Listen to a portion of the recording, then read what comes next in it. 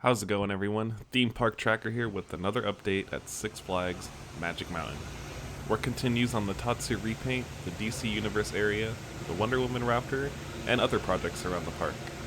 And starting off right at the front, the Tatsu REPAINT is reaching the pretzel loop of the ride.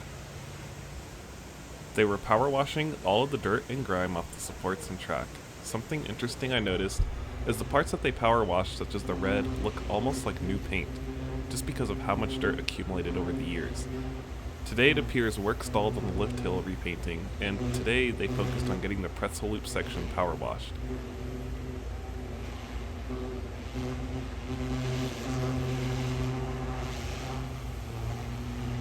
Over by the Full Throttle Plaza, the former location with the Coke Freestyle machines has been turned into a self-serve refill station, like what Knott's Berry Farm has in their parks.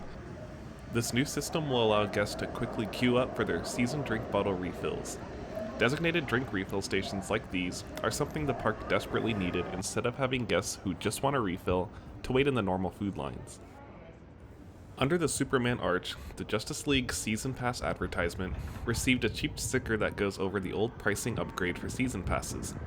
The park might also want to place a sticker over the season dining plan advertisement too, as that isn't offered anymore now that the 3 new season pass tiers were announced. Right next to that, Lex Luthor is still down for refurbishment.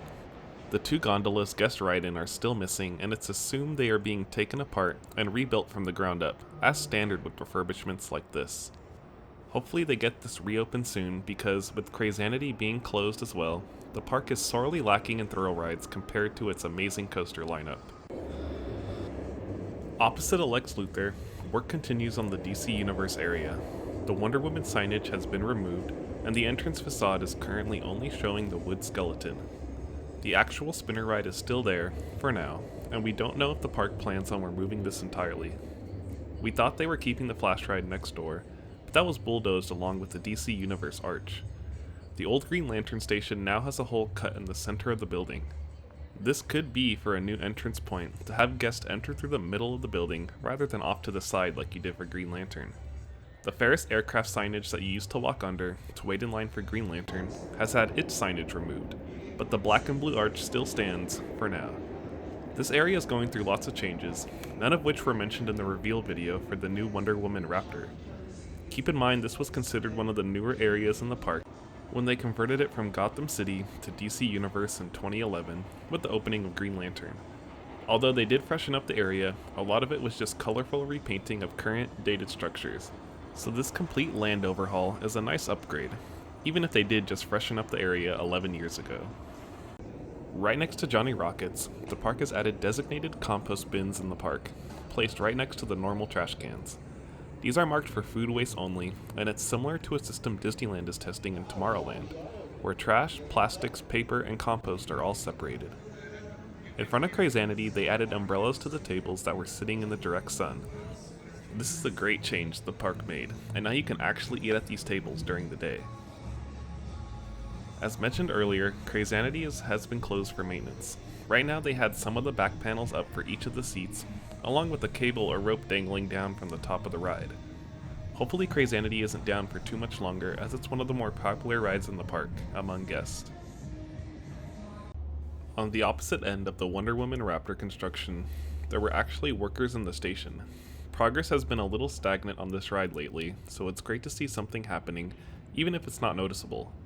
This could be general prep for the station pieces and electrical wiring rework they are doing. Other than that, not too much visibly changed on the station from this point of view. Hopefully they make some more progress soon, because the summer deadline approaches fast, as we know, with West Coast Racers. And over by West Coast Racers, the walkway up to Tatsu is still closed, so you have to take the ninja stairs to get around the park. The path was open during the holiday weekend, as they weren't working on the repaint at the time.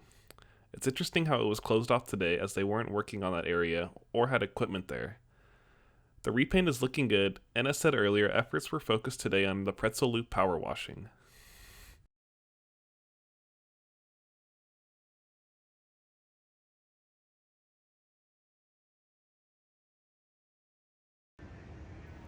On the Tatsu exit bridge, I noticed they were filming something since they had all this camera equipment there. It could be new Tatsu promotions with the repainted background, or a documentary on painting this massive coaster, interviewing those involved with climbing up on the high structures. Knott's did something similar with the Accelerator repaint. They interviewed one of the workers from Bainham Painting and his experience painting coasters. The area in front of the Sky Tower has been closed off. They have a crane off to the side ready to go, and you can see some of the track here has already been painted orange. It's a little hard to tell with the sun at this angle, but so far, it's looking good. They've already painted so much of this coaster, but due to its massive size, they still have so much more to do.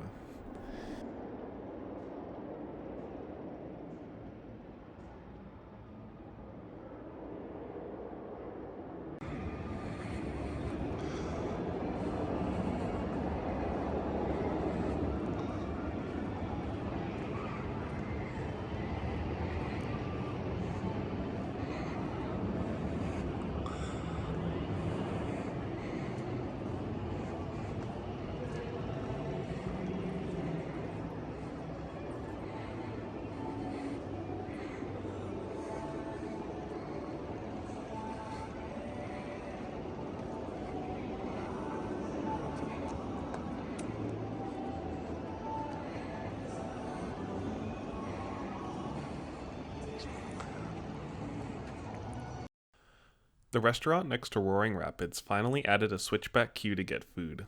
On busy days, this line would stretch all the way out into the midway and in front of where guests were sitting enjoying their meal. I wish they had a better setup than this temporary one, but it's a great improvement nonetheless. Lastly, the new restrooms in the front of the park have seen little progress, so hopefully they can get these new ones up open in time for the summer crowds. Well, that's all for this update. Please comment your thoughts below on the park happenings, and don't forget to like and subscribe to the channel for more updates on Six Flags Magic Mountain.